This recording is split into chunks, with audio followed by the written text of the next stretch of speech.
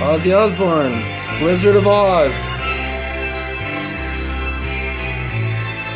Ozzy Osbourne's Blizzard of Oz. First album without Ozzy. Cheap enough I got this one. I think I got this one for 15 bucks. That's because it's that awesome. 1 second. Probably can't hear me. What you're going with now. Crazy Train's on here. Now, unless you've been living under a rock period, Crazy Train's one of like the most famous heavy metal songs, hard rock heavy metal songs there ever was. Mr. Crowley is on here. This album sold a ton of records. Randy Rhoads, all his great riffs on here.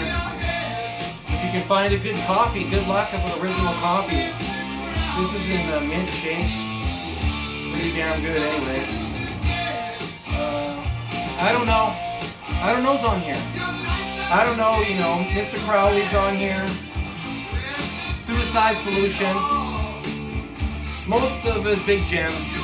He still plays all those ones today, for sure, in concerts, but I don't know if he's touring anymore.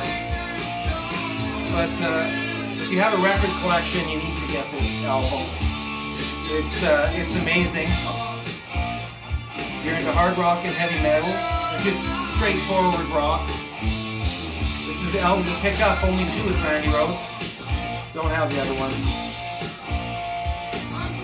Blizzard of Oz. Go get a copy.